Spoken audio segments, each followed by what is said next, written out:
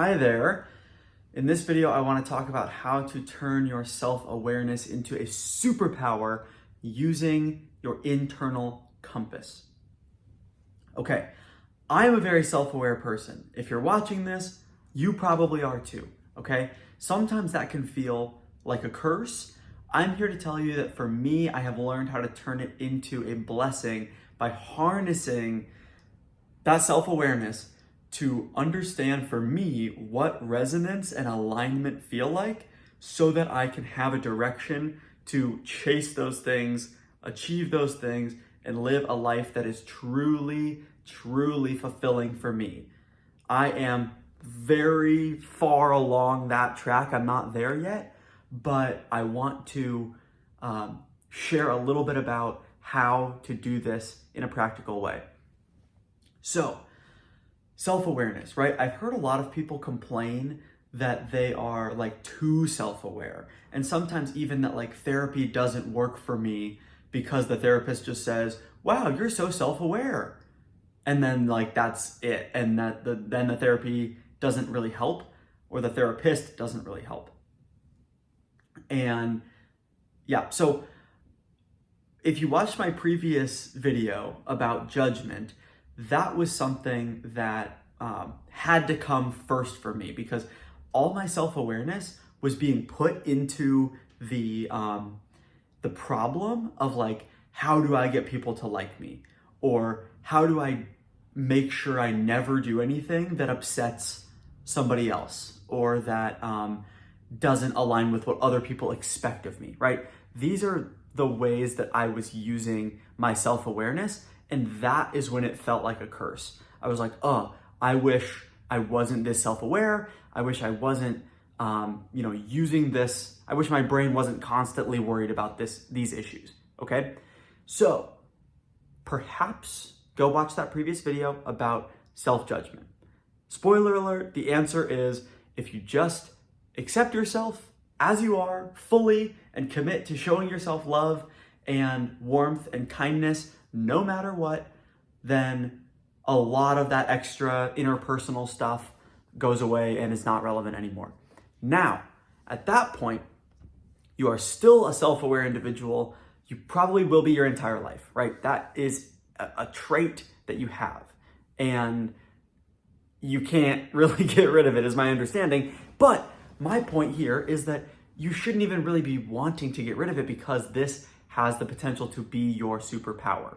Okay, a little bit of backstory. I am someone who has always really, really wanted to live a deeply fulfilling life that felt aligned and resonant. I didn't have those words at the time for most of my life until fairly recently, but that's always what I've wanted.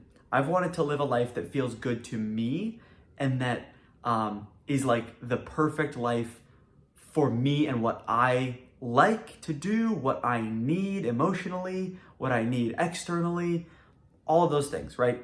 And the general path of like, just kind of like do what society tells you to do and then you'll have success, that never appealed to me. Please excuse the siren if it's bothering you. That never appealed to me because I was like, well, what if that isn't in alignment with what I want? Like, that's kind of the default that people tell you to do if you have no idea what you actually want. But your self-awareness is going to help you discover what you actually want. Quick pause, because it's annoying me. Even if it's not annoying you, it's annoying me. Big city living. Okay, skip 5 seconds ahead. Okay. So, I'm someone who wants to live a fulfilling life. I'm not bragging, but I want to tell you that I have achieved lots and lots of big goals. And a lot of these big goals were things that I thought would bring me deep fulfillment. One of them was going to a really cool college that, had a perfect location, had a great school program, it was a good size for me, It was fairly affordable. And I was just like, yes, that's it. I was there. It was great. And it felt pretty good most of the time. And then, it ended and I'm like, okay, that's not a long-term solution, right? Then I was all about getting the right job. Oh, I want to get the best job. I want to get my dream job. I worked super, super hard, got my dream job. Immediately, it was awful. And I was like, oh, this isn't it either. It was like a corporate job. It was, working for Major League Baseball teams, doing data science. Sounded like the coolest thing in the world to me. I got in there and I was like, this is like cool. And it's not in alignment with what I want for my life. Then it was like being in a relationship. Like, okay, maybe being in a relationship is what's going to bring me deep fulfillment. And there was flashes of that, but kind of for the wrong reasons. And it mostly was just like, it felt good to have someone else who was nice to me and cared about me, but that wasn't the whole picture. That's not like the only thing that was going to like make my entire life, deeply fulfilling, right? So the only thing for me after all of these things I tried and it didn't really work, it didn't feel resonant. The thing that has felt resonant to me is chasing a life of alignment and creating a life of alignment. Now, what does that mean? For me, it means figuring out exactly what it is that I want to be feeling internally and experiencing externally, and then creating that, living that life. It might look really, really different from other people's ideas of what a good life or a fulfilling life looks like, but all that matters is what I think and what I'm experiencing, okay? So when I have had glimpses of living a life that is truly in alignment with who I am and who I want to be, like, that is it. You know what I mean? Like, that is the thing. It feels like, when you like forget a word and you're like, oh, that word's on the tip of my tongue. And then you finally remember it and you say it and it's just like, yes, like that was the exact word I was thinking of. That is what this feels like, but on a bigger scale, right? It's like, oh, I don't know what I want my life to look like. What do I want for my life? What's important to me? What's not? And when you figure that out and like actually start to pursue it and like start to experience it, that's the feeling. It's like, yes, like it's a deep, like, oh, that feels so good. It's like the vibration is like the perfect one that just like scratches your soul. That's what I want to create in my life. That's what I'm working towards. And if you want that too, then, keep watching here. I believe that the more self-aware you are, the more likely it is that you can figure out what the life that you want actually looks like, right? Because being introspective is actually like a very, very, very important characteristic to have when it comes to designing the life that you want, right? Because you have to actually go deep and answer these questions, like what's truly important to me? Or, if I couldn't fail, what would I want my life to look like? If I could do anything in the world for work, to make money, what would I want it to look like? If I didn't have to make money, what would I spend my time doing, right? If I was able to retire tomorrow, legitimately, what would I want to do? And I went through a lot of these thought experiments and exercises and just deeply thought about all these things. And the answers that I came up with kind of surprised me, right? Because I think a lot of us are like, we've kind of been conditioned to think like, well, if I was able to retire early, like I would just go to the beach, or I would, watch TV all day, or golf, or crochet, or just kind of like do these little things. And it's like, what I realized is that wasn't very exciting for me either. Like those are kind of low level things that I'm not all that passionate about. And when you're in survival mode, getting to rest sounds pretty cool, but the people who live their life in constant rest aren't that fulfilled. So if you want deep fulfillment, I was like, okay, so work and like having a purpose and having a goal and achieving that goal and then setting a new goal and growing as a person, like those are the things I value, right? And none of that would have been possible without self-awareness. So I want to pivot a little bit to this idea of the internal compass. The internal compass is essentially knowing how you are feeling and noticing patterns of I feel good when I do these things, I feel not so good when I do those things, and being really honest with yourself about what's happening here. The internal compass is about understanding your own energy, okay? And when I say energy, I'm not really talking about energy in like a spiritual way. I'm kind of talking about it in terms of almost like mood. That's kind of how I think about energy is in this context is mood. The energy I personally have decided that I want is one where I am enthusiastic, I'm inspired, I'm curious, I'm open, I'm high energy. Maybe I'm dancing, maybe I'm singing, maybe, my mind is exploding with ideas. Maybe I'm just excited and feeling invigorated and feeling, I just said invigorated. Vitality was the word I was looking for. Resonant, right there, that word. Feeling alive, right? I chose that energy basically because after kind of self-reflecting, being self-aware, what do I want to experience? It's this. Now, I don't feel like that all the time. There's lots of situations where I feel the opposite, right? I feel drained, I feel tired, I feel exhausted, I feel stressed, I feel like I don't really want to be in this situation. Maybe I'm frustrated, maybe I'm bored, maybe I feel stagnant. That's another type of energy, right? And it's kind of a spectrum. It's like, I like this, which was the, excitable, enthusiastic version. And then there's the, I don't really like this. And that's bored, stagnant, all those things, right? And so day to day, I'm somewhere in the middle most of the time, right? And when I do an activity, when I try something new, I use my self-awareness as my superpower to ask myself, what's my energy right now?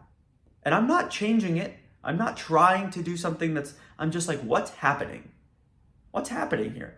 So many people who don't have this self-awareness, they might not really know what's going on internally, but you do because you have this self-awareness gift. So when I'm in a situation, you know what? I'm going to tell a story. I'm going to tell a couple stories. So just to kind of illustrate this point, I just moved to a new city. Okay. And I am chasing resonance, right? I'm trying to spend more time in situations that make me feel like this and less time in situations that make me feel like this. Okay. Good, enjoyable, bad, not enjoyable. So I've gotten very curious about that. I had 2 back-to-back nights this past week, literally, 4 days ago, 3 days ago, and I had opposite experiences. The first one, I went to an event called Show and Tell for Grown-Ups, and it was all about sharing your niche interests with like a 5-minute PowerPoint presentation to whoever was there. The event was sold out. There were 60 people there. There were 7 or 8 presenters. I decided to present. I presented on something that I thought was interesting and just wanted to share with others. The topic was why sunsets are cool and why they happen. I'm a big fan of watching sunsets. And so I shared that with the group. And the type of people that were there were people that were interested in lots of things. They were curious. I noticed they kind of had like a depth to them, like they were willing to kind of engage with things on another level. So anyway, I noticed that I was feeling inspired, excited every time anyone would, share something or, I'd be up like kind of hooting and hollering, clapping. I had that high energy. When they told a joke, I was laughing. I just was like, I was in it, and I was like, yes, this is it. And afterwards, I felt so like safe and kind of like I belonged, that I was just going up and talking to people and, complimenting them on their presentation, or asking them, what presentation did you resonate with the most? And just like, I just liked the version of myself that I was in that space. I didn't do anything differently. And it's not really even a judgment of like, this place is good. It's not, it's just a good fit for me. It's closer to resonance. It helps me feel more like this with these kinds of people doing this kind of thing. Then the next night, I had signed up for a trivia night at a bar with about 150 people. We were randomly assigned to teams of 5 or 6. And we get there and I start, it's the same exact thing. Like externally, it looks like the same exact thing. It's me, it's a group of people at a table. I start talking to them and asking them questions about themselves. And it was like a 180 degree different experience. They weren't really engaging with my questions. They didn't seem to have much depth. They weren't asking me questions. They weren't even that excited about the trivia that they had signed up for and paid to be at. And it was like a completely different world. And I noticed myself, I was feeling drained.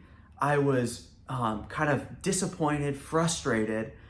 I was just like working so hard to like create this connection that I wanted, right? And to create this feeling. And I noticed like when they did ask me questions about myself, like I was answering in a much more shallow way, because I didn't really feel like I was going to be accepted or like I was going to belong in this space. It was the complete opposite experience of the night before. But I only noticed this pattern and understood what was going on because of my self-awareness and my like intense self-awareness. So again, and the same thing here, I'm not judging this place or this experience or these people as bad. It's just that my internal compass is saying, hey, this might not be a great fit. Maybe this isn't really the best use of your time and energy. And that made sense to me. And so because as a self-aware person, I did some, in the past, I did some exercises around what do I want to feel and what experiences do I want to have. These are things that I already mentioned. I already kind of talked about those. What are those questions that I was answering?